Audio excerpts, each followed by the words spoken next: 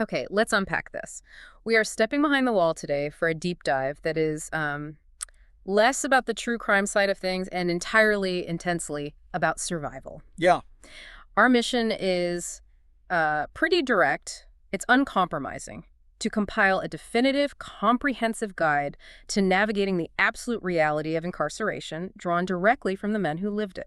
That's right. We've drawn from, the collective wisdom of dozens of guests from our original The Connect interviews, men who have served long bids in state prisons, who've navigated the really complex politics of federal facilities like Big Sandy and Wall Park, And even survived international prisons. and even survived the unique cruelty of international prison systems. So this isn't theoretical at all. This is a synthesis of actionable wisdom and some pretty serious cautionary tales. We are charting two maps at the same time for you, the listener. The first map, which I'll be guiding us through, is the physical and practical world. The rules, the violence, the debt, the economic structures. The Advisor's Manual. Exactly, the advisor's manual for staying alive. And the second map, which is where I'll be focused, is the interior one. It's the psychological endurance you need to maintain yourself, your sanity, your very identity when society strips absolutely everything away from you. The philosopher's chart for the long game. Hmm. Our sources are raw. I mean, they detail the immediate lethal dangers of intake, the crushing isolation of solitary confinement, the rigid political structure of organized gangs. And the violent underground economies that are built entirely on commissary. This deep dive is your shortcut to understanding the life or death calculus that governs every single minute inside. We are synthesizing crucial cautionary tales with real wisdom. And we're making sure we cover not just what happens, but why it happens, and what strategies allowed some guests to survive bids ranging from, short county jail stints to decades in max security places like Two Rivers and Ironwood. So the journey begins the moment you step off that bus. In a maximum security prison, the environment is just designed to shock you, and the stakes are immediate. You are under scrutiny before you even take your first step onto the main line.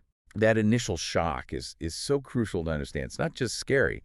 It's a sensory overload that forces you into an immediate state of hypervigilance. Right.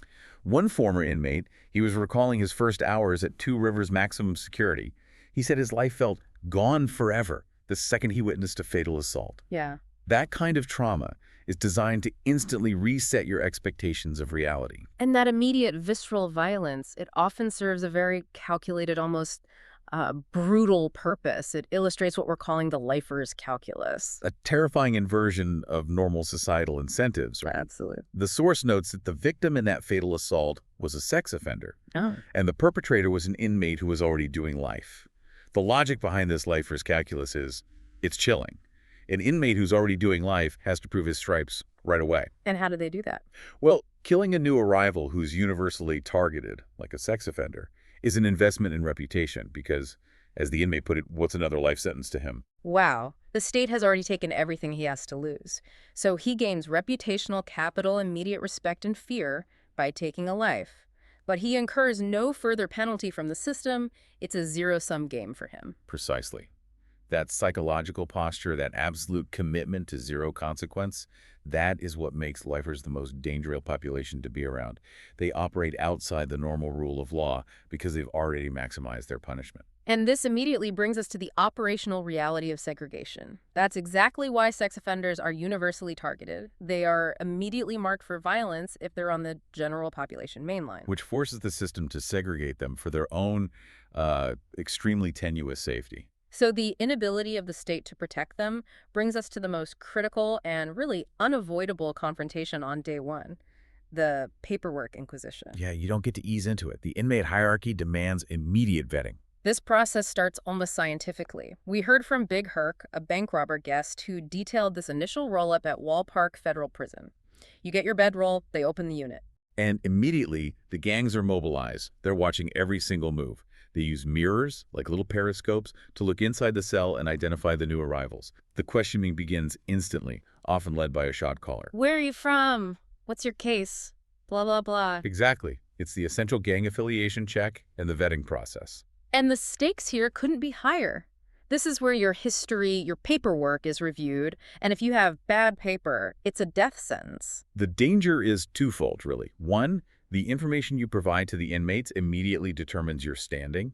And two, anything you told the prison staff during intake or anything the staff knows about you, like if you cooperated, It goes on your jacket. it goes on your jacket. Yeah. And the sources confirm that this information, especially if it compromises an inmate's safety, is often shared or at least strategically leaked by staff looking to settle scores or enforce control. So the gangs control the narrative, and they determine if your official story matches the system's internal data. So the first strategic move for a newcomer is controlling that information and controlling your demeanor. The moment you walk in, you are subject to immediate pressure, often gang recruitment, forcing you to put in work or risk being targeted yourself. Which is why the essential immediate strategy is non-association and a kind of calculated ignorance. But you have to deliver it with a quiet strength. You can't appear timid, but you also can't be aggressively trying to join a clique. We heard a powerful story about this from an inmate who was being pressured by the Aryan Brotherhood to put in work. Right. He was being ordered to commit a violent act for them. What was his survival move? His move was to simply just play dumb. He refused to acknowledge the gang's existence or their intent. When a guard confronted him about the pressure from the gang, he told the guard, "I don't know nobody, sir. I don't know what you're talking about." That denial, that strategic declaration of ignorance, it seems counterintuitive. I mean, wouldn't refusing the gang's order just increase the immediate threat? It sounds incredibly risky, but it worked. The non-acknowledgement achieved two things. First, it didn't give the guard a concrete name or action to write down, so it protected the inmate from officially being labeled a snitch. Which would give him bad paper. Right. And second, that specific action resulted in a rapid transfer to a different cell block. That tactical move reduced his immediate risk of running into those specific gang members who wanted him to fight or kill on their behalf. So survival often means just removing yourself from the immediate political crosshairs. And sometimes playing the fool is the highest form of wisdom. That's fascinating. It's an immediate, actionable strategy for diffusing a lethal situation. But that physical survival is only half the battle. We have to pivot to the mental preparation for the shock of losing your freedom and being constantly vigilant. And that's where the necessity of the now comes in. An old head taught one of our Connect guests in county jail a fundamental rule for serving time that becomes a psychological necessity. What was it? You must only focus on the immediate reality that you can control. Meaning, you have to shut out the external world and the past that landed you there. Exactly.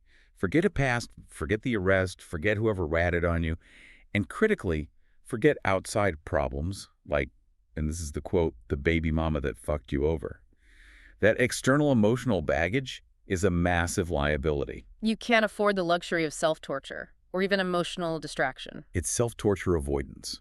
You can't afford to be crying to yourself, reminiscing, or dwelling on injustice while you're simultaneously fighting to stay alive and avoid being punked out by a skinhead, which is the exact language the source used. So if your mind is distracted by what's going on outside, you miss the micro cues of immediate physical danger inside. You have to be present, focused on physical survival and keeping your spirit resilient.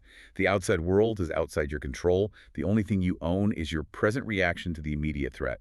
Okay, so now that we've navigated intake, let's transition to the steady underlying laws that govern behavior on the yard.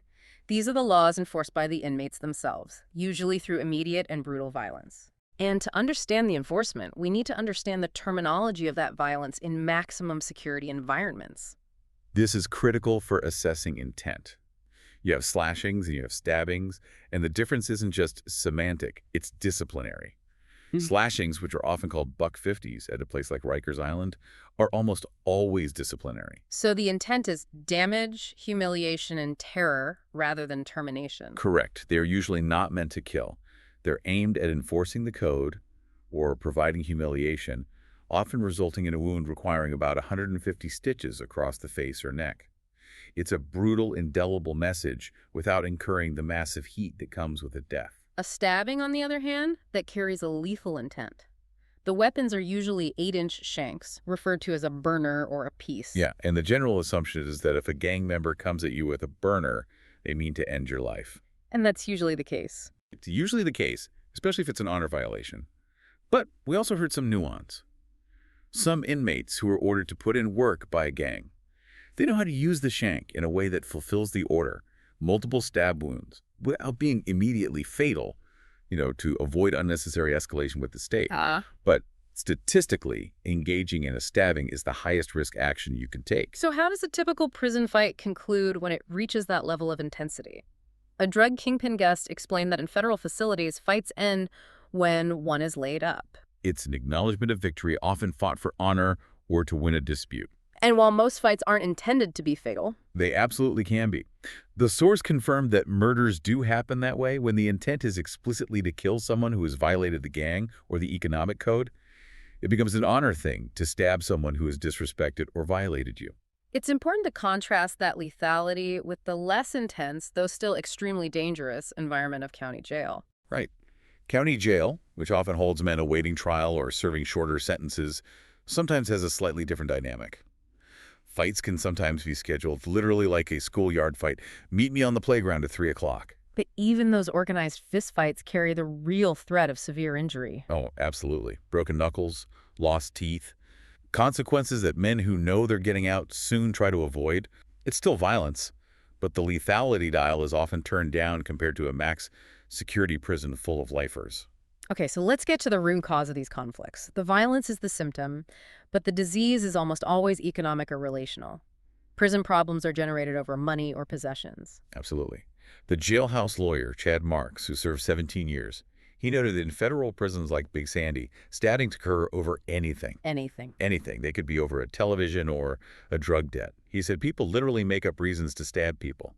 But the economic stressors, debt, property disputes, territorial encroachment are usually the catalysts. The violence is the necessary enforcement mechanism for that shadow economy. This highlights that physical strength isn't the only form of survival capital.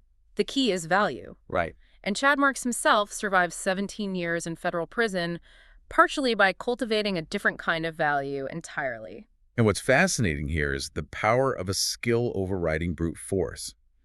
Chad Marks earned his protection by becoming a highly effective jailhouse lawyer. He provided complex legal assistance to other inmates, helping with appeals, motions, understanding their cases. So how does that translate into protection from the gangs? He became an essential asset. By providing these legal services, he created a layer of defense beyond traditional gang affiliation or physical toughness. He became valuable to the entire population, including potentially the gang shot callers themselves, giving him a buffer that sheer violence could not guarantee. His mind was his shield. His mind was his shield. He wasn't paying for protection, he was earning it by providing a service they couldn't get anywhere else. That skill-based survival is key. But let's shift to a truly alarming detail about how institutions sometimes manage or even sanction inmate violence. We heard an account from an Aryan Brotherhood inmate about Texas prisons. Yes, this account is chilling because it suggests an institutionalized acceptance of violence as a management tool. In Texas, the guards actually allow fighting. They don't just ignore it, they participate by ensuring it's contained. Correct. If permission is asked by two inmates to fight, the guards will often come onto the pod to watch the fight. They make sure that others don't get involved. And critically, this is the key detail, inmates are often not sent to the hole, as long as they listen to the guards afterward, and the violence remains confined to the agreed-upon parties. That system essentially sanctions inmate violence as a form of self-governance. It manages grudges internally and saves the prison system the administrative headache of intervening. It creates a perverse social contract. The guards are basically saying, we allow you to settle your debts and honor issues, provided you keep the chaos manageable for us. It shows that control isn't always maintained by absolute denial of violence, but sometimes by calculated, contained allowance of it. Let's follow that trail of money. The yard economy is where the majority of these power struggles begin and end. Why does the commissary, which sells cheap ramen and soap, become the central nexus of power, debt, and then all the violence that follows? The commissary becomes the nexus because it is the only legal source of goods and the only source of non-monetary currency. We're talking stamps, ramen, coffee, M&Ms, and the markup on necessities, especially on contraband, is astronomical. That profit fuels all the rackets. Look at the sheer insanity of the prices. It immediately illustrates the risk versus reward ratio. It's unbelievable. A former soldier for the Mexican mafia noted the price for a prison gram of black tar heroin, which is literally the size of an M&M or a peanut at Big Sandy, was $600. $600. $600 for a dose the size of a peanut. Meanwhile, a single line of meth could cost $20, which is roughly the street price for a whole gram outside. The profit margin is explosive. I mean, if you can get a gram of high-quality heroin inside, you can flip it for hundreds, potentially thousands of dollars. And that economic reality fuels explosive risk-taking for both inmates and, potentially corrupt guards. That massive profit potential fundamentally shifts the calculus of risk. For the gangs, controlling that market is essential because it provides the resources to pay off members, enforce discipline, and maintain status. And the control of this economy is rigidly enforced by gang structure, often divided geographically or racially. The yard dictates who runs which market. We see clear territorial divisions of labor based on race and affiliation across different facilities. At Two Rivers, the sources say the black gangs ran the weed market, while the whites and the SAs, the Mexican Americans, controlled the meth. And then separately. Separately, the DC blacks, in facilities like Hazelin, had specific established connects that supplied products like black tar heroin. These aren't just casual drug sales. These are sophisticated, organizationally run markets with supply chains and enforcement mechanisms. And a banking system, often based on stamps. We heard from Lawson, who detailed how stamps functioned as the primary currency, allowing transfers through internal banking systems that mirrored street-to-street Cash App transactions. And that system relies heavily on credit and debt. Banky Pound, for instance, detailed the store box hustle, where he would run a shadow banking service, lending commissary items with 2-for-1 interest rates, payable on the next commissary run. And if that debt isn't paid, the consequences are fatal. The economic viability of the racket depends entirely on the credibility of its enforcement. Precisely. If you fail to collect on a debt, your reputation is ruined and your business dies. We heard cautionary tales where stabbings occurred over trivial debts, a few books of stamps. The debt itself wasn't the issue. The violation of the honor and credibility required to run the racket was the terminal offense. And getting the product into the facility to sustain this $600 per peanut economy is the ultimate risk, known as the penitentiary chance. Yeah, and this risk usually involves family or loved ones taking massive life-altering risks on the outside. The most common smuggling method is using balloons smuggled through the visiting room, despite cameras, searches, and guards. The sheer anxiety of that transfer is hard to imagine. Describe the vending machine trick, which illustrates the low-tech maneuver demanded by that high stress. The visitor, often a girlfriend or wife, buys a bag of chips from the visiting room vending machine. They use that split second, the brief distraction of passing the legally purchased item, to transfer the balloon with the drugs to the inmate, who then has to immediately conceal it. Wow. It's a moment of perfect timing and high adrenaline, executed right in front of cameras. It shows the lengths people will go to. When we talk about controlling the economy and enforcing debt, we have to address the absolute power of certain organizations, particularly in the federal system. The Mexican Mafia, or La M, holds virtually total control. Their control over the federal prison system is a profound case study in institutional failure. One former soldier said the organization runs the prison. And when we say runs the prison, we mean they operate a shadow government that enforces taxes and rules through a strict hierarchy. They literally have the best of everything. The best of everything, including proprietary control over the weights and the dip bar out on the yard. And that control is so absolute that it transcends inmate-to-inmate interactions. It applies to the staff as well. The power dynamic is terrifying. If a boss puts an order out on anyone, an inmate or even a guard, it's over. That illustrates a level of institutional power that supersedes the staff itself. The guards may wear the uniform, but the Mexican Mafia enforces the rules that truly govern daily life and death. That absolute unforgiving power brings us to the ultimate cautionary tale, the fatal consequence of violating the inmate code regardless of your impending freedom. This story is perhaps the most profound and terrifying detail in our source material. It emphasizes the absolute power of the code over the state's judicial clock. This is the Mexican Mafia cautionary tale. Yes. It details an inmate at a federal facility who had only 10 days left on a life sentence. 10 days. 10 days left until he walked out a free man, having survived decades inside. He was murdered, stabbed 32 times. Because a guard told the gang he was corresponding with an underage girl via letters, a severe violation of the inmate code. The guard essentially weaponized that information. And there was zero consideration for his imminent release. That is the true measure of the gang's institutional authority. The code superseded institutional time served and imminent freedom. There was no consideration for, hey, this guy's got 10 days left, let him go. No. The life was taken because adherence to the unwritten law of the IME was absolute and immediate. The release date offered no protection from the rules of the yard. Finally, we see how the politics of having bad paper being an informant force immediate action by the system itself to prevent that inevitable violence. The Nazi lowrider shot caller detailed being recognized at Ironwood Penitentiary by a known informant named Boxer. Boxer immediately fled the area after realizing he'd been spotted. The critical part is that the narrator was immediately transferred to high desert the very next morning. So the system understood that a known gang leader, even just seeing a known informant, means the countdown to violence has started, and immediate bureaucratic action has to be taken to prevent a murder. It illustrates that the system recognizes that immediate threats related to cooperation or snitching can't wait for paperwork. The threat is so high, immediate transfer is the only recourse. The gang's code dictates the state's security actions. We've established the practical survival guide, play dumb on intake, avoid debt, understand the hierarchy. But now we shift entirely to the philosopher's arena. What happens to the mind when the body's locked away for years? Maintaining sanity is often more taxing than physical survival. And we have to start with solitary confinement, or the hole, which is designed explicitly to break the human mind, not just punish the body. We have a graphic account from the Aryan Brotherhood inmate, Dub, detailing the deliberate sensory torture and filth. Describe the conditions that lead to that profound psychological breaking point. He described cells flooding with a shit river of old fermented crap that flowed everywhere because of backed-up plumbing and intentional water shutoffs.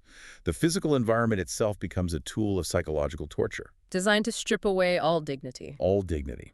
And the cleaning tools available were non-existent. It forced the inmate to engage with the filth directly. What did he have to clean it with? He was left with only a rag that you use to, like, a hand towel and hand soap. They would clean up the physical remnants of turds and toilet paper, only for the water to be cut off and then flood again, leading to the entire prison smelling like a nasty construction site porta potty. It's an intentional, sustained attack on human cleanliness and sanity. That kind of dehumanization attacks the core will to live, your sense of self. That description, the sensory deprivation and the intentional filth, it's designed to attack your basic humanity. It makes you wonder how anyone survives that without permanently fracturing their mind. And yet, sometimes the torture isn't filth or violence. It's the constant, close, agonizing view of the outside world you can no longer touch. This is a unique form of psychological anguish we heard from a Virginia state inmate at The Wall. This inmate found himself adjacent to a free space. He recounted sitting and watching a 12 or 13-year-old boy riding a go-kart on a nearby trail for hours and hours and hours. Just an innocent scene of a boy experiencing freedom maybe only 100 feet away. Yeah, and he would just sit there and watch. He would just sit there and watch him, fueling an intense, constant longing for a life he knew he had lost.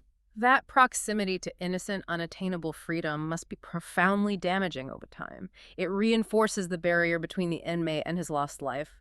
It's worse than total isolation. In total isolation, your mind can create its own reality. But when freedom is right there, audible and visible, it prevents the mind from disconnecting entirely. It keeps the pain of loss fresh and immediate. This leads to a strange survival paradox, the danger of comfort.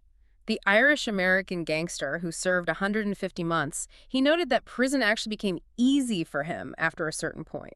And that comfort was the real danger because it leads to institutionalization. The source noted that he was the scariest kind of dude to be around, precisely because he was having fun inside. If prison becomes easy or comfortable, you lose the drive to change or to leave. The facility becomes normalized, and the external world seems frightening or impossible. So he had to apply mental discipline to fight that sense of ease. Exactly. The narrator realized he had to consciously train my mind not to get comfortable. He had to constantly remind himself, you're going to get out of here and make something of yourself.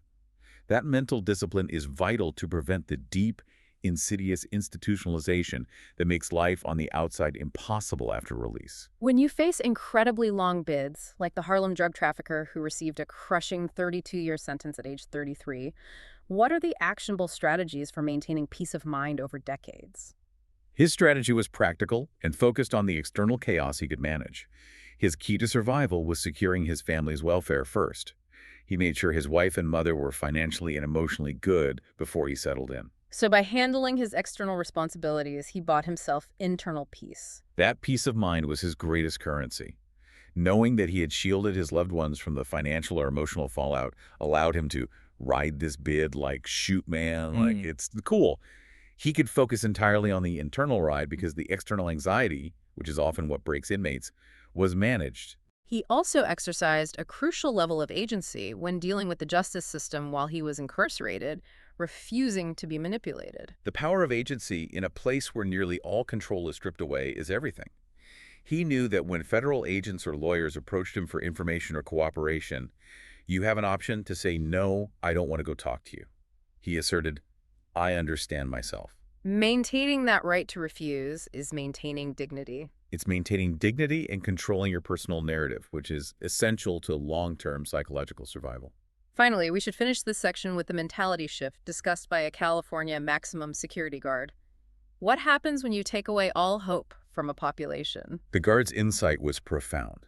They noted that when you take away every avenue for early release or hope, when the system tells them they are forgotten, inmates act like they have nothing to lose. They become hyper-violent and unmanageable. The counter-strategy, then, is behavioral control through the strategic application of hope. Yes, the counter-strategy for the institution and the psychological necessity for the inmate is hope. The guards realized. Give them something to lose, a pathway home, an incentive, a program, and they may quit acting like they have nothing to lose. The behavior is directly linked to the presence or absence of the possibility of freedom. Moving to the high-level politics of incarceration, sometimes the strategies of the outside world, particularly government manipulation, fail spectacularly when they're confronted with the shared reality inside. Yeah. We have a rare account of the government actively trying to create violence. This comes from an NY mob captain who detailed the government's failed strategy in MDC Brooklyn, a federal facility. Right. The government attempted a highly calculated move. They placed him in the same unit as the father of a man he was suspected of killing. And they cleared all other Italian inmates out of the unit. Yes, they were expecting a big blowout. They tried to pit the emotional reality of the outside, the alleged crime, against the shared reality of the inside. The expectation was immediate, fatal retaliation, and the unit was set up as a controlled, closed environment for that to happen. But the unexpected outcome defied that manipulation. Instead of fighting, the two men actually became inseparable. Wow. It highlights a powerful psychological truth about shared incarceration. The shared reality of being locked down, isolated, and manipulated by the state proved to be a stronger bond than the alleged crime. They recognized the system as the common enemy, forging a bond that manipulation failed to break. We talked about the jailhouse lawyer, Chad Marks, and how his skill...